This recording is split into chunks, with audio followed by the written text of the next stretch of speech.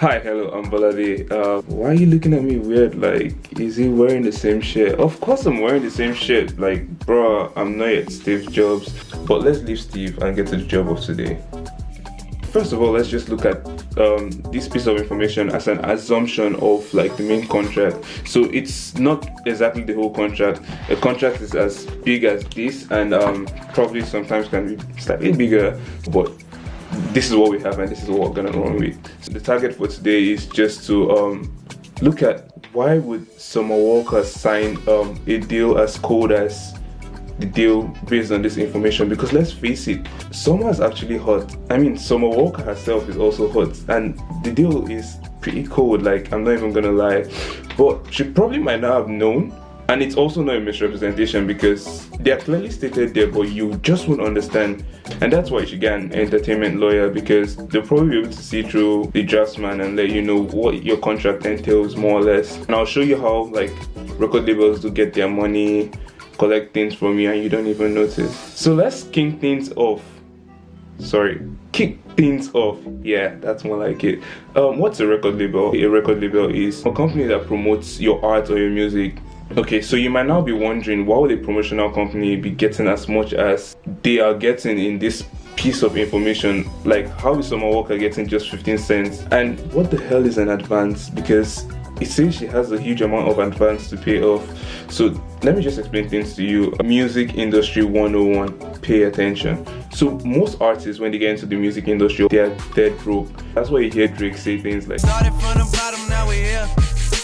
So what happens is, because they're dead broke, the record labels more or less invest in these people by giving them what they call an advance.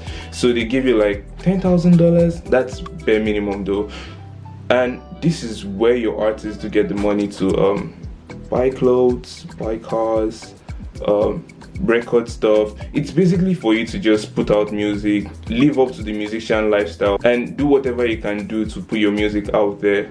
And it's not for free. No one's giving you free money. This is not Father Christmas or something. You're gonna pay back through your singles or your albums. If you don't know this, bro, I have to say this. Your record label is gonna take you on a walk in the park on a hot summer afternoon and serve you a cold deal, and I'm gonna be discussing your contract as well on the 2 Cents Show. I mean, it's pretty okay when record labels are collecting money for, or like deductions for jobs they do.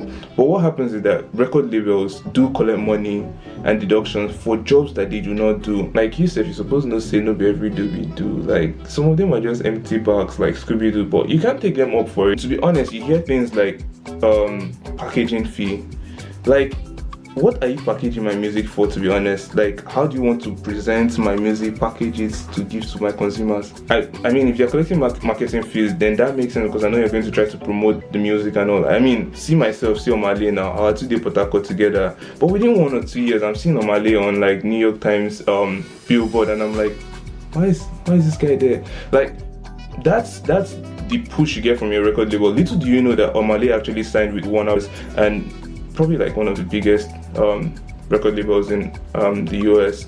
And these are things that your like record labels do. But then you also hear things like they're charging for shipping fee. Like, bro, where are you shipping my music to? Like, it would make sense if it was Burna Boy's label telling you that, okay, they're going to ship your music to space, you know, because as per Spaceship Records. But no, that's not the case. No alien is listening to your music.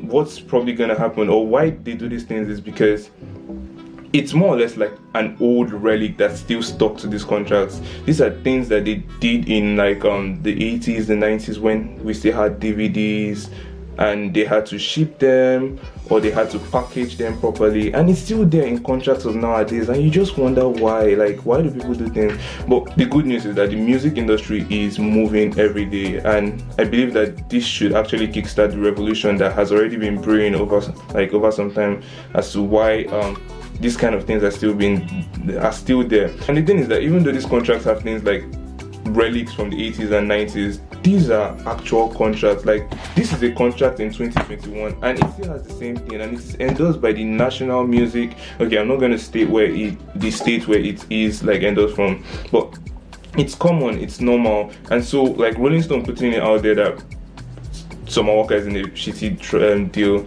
she probably will tell you that it's not a shitty deal because everyone does it as well. Like everyone is inside this kind of deal, except you have some sort of leverage. Like nobody has a 50-50 deal except you're a big ass musician, to be honest. And if you're not in a 50-50 deal, then that means for every $1 you make, you're getting like 40% or less than that. And another thing that happens is that there's this weird power dynamic. So like Summer Walker, which I'm using as my case study for today, she did sign with LVRN, Love Renaissance. But the thing is that she probably might not have known that Love Renaissance is a subsidiary of Interscope, and Interscope is a subsidiary of Universal Music Group, and those are like one of the biggest record labels in America too. So it's like you're signing with this not so big record label, which has like a granddad that is like one of the biggest record label. Like how do you wanna you get, like? And then just to conclude the last part, when Summer is like oh, her deal has changed over the years, blah blah blah, to make it clear, no one actually, like, what they do is that they sign you for like 3, 4, 5 years, like in the football, like sports industry, you know, the same way they sign footballers. So the deal is probably gonna stay the same. It's except they make some modifications based on the options. But what is probably happening in her case is this: she signed a 360 deal, so the record label controls like your image, your PR, your managing. So if they feel like this thing is going to tarnish their image, they'll just tell you to put out a message that okay, the deal is good. Now, I mean, Rolling Stone are not even doing Summer Walker any good because they're probably on a mission to try to like shame LVR, but it doesn't make any sense, because if you're in the music industry, you know that the deal isn't as okay. The deal is brutal and cold, but everyone else is in it. So it's like that situation whereby you feel, but everyone else in your class feels. So yeah, that's just how it is. Like Neko. If you want to help Summer Walker though, if you feel like she's being treated badly, then go stream her album.